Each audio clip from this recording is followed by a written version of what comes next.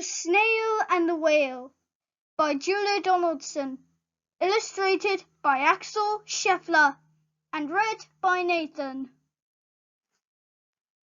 This is a tale of a tiny snail and a great big grey-blue humpback whale. This is a rock as black as soot. And this is a snail with an itchy foot. The sea snail slithered all over the rock and gazed at the sea and the ships in the dock. And as she gazed, she sniffed and sighed. The sea is deep and the world is wide. How I long to sail, said the tiny snail. These are the other snails in the flock who are all stuck tight to the smooth black rock. And they said to the snail with the itchy foot, "Be quiet, don't wriggle, sit still, stay put."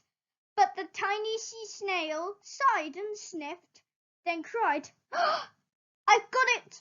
I'll hitch a lift."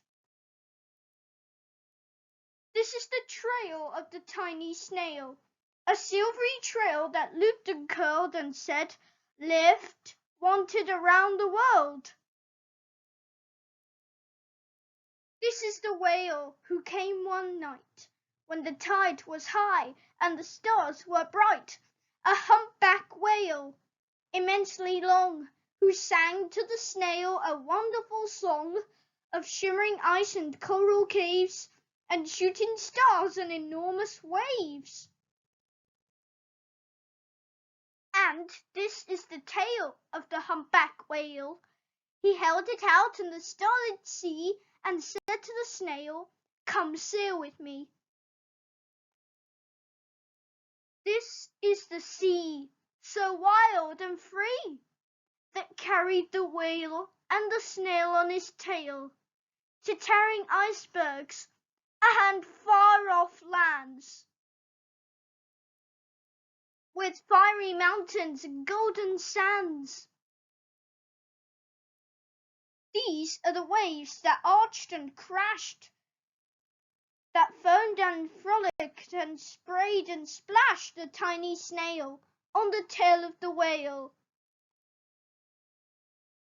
These are the caves beneath the waves, where stripy fish and feathery fins and sharks with toothy grins swam round the whale and the snail on his tail. This is the sky, so vast and high, sometimes sunny, blue and warm, sometimes filled with a thunderstorm, with zigzag lightning, flashing and frightening the tiny snail on the tail of the whale. And she gazed at the sky, the sea, the land, the waves and the caves and the golden sand. She gazed and gazed, amazed by it all.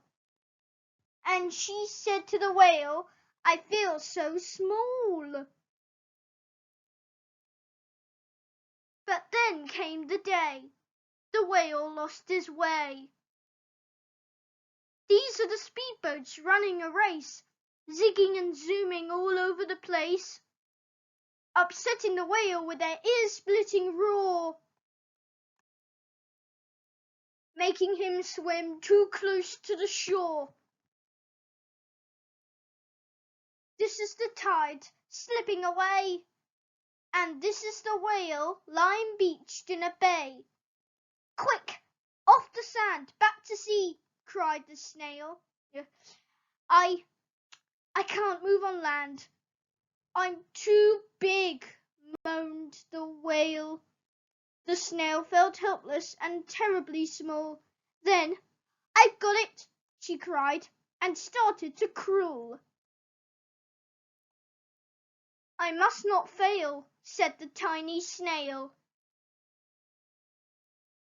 This is the bell on the school in the bay, ringing the children in from their play. teacher holding her chalk, telling the class, sit straight, don't talk. This is the board, as black as soot, and this is the snail with the itchy foot. A snail, a snail! The teacher turns pale.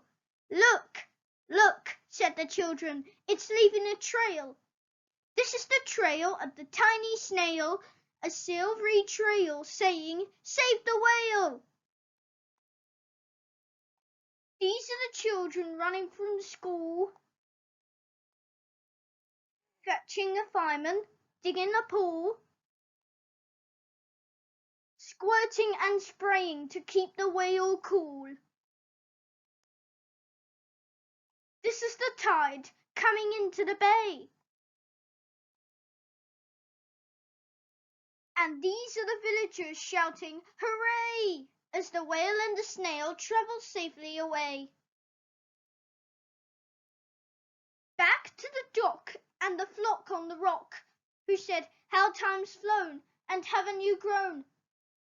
And the whale and the snail told their wonderful tale of shimmering ice and coral caves, and shooting stars and enormous waves, and of how the snail, so small and frail, with a looping, curling, silvery trail, saved the life of the humpback whale. Then the humpback whale held out his tail, and on crawled snail after snail after snail. And they sang to the sea as they all set sail on the tail of the grey-blue humpback whale. The end. Thank you for listening. I will be back with another story very soon. Goodbye.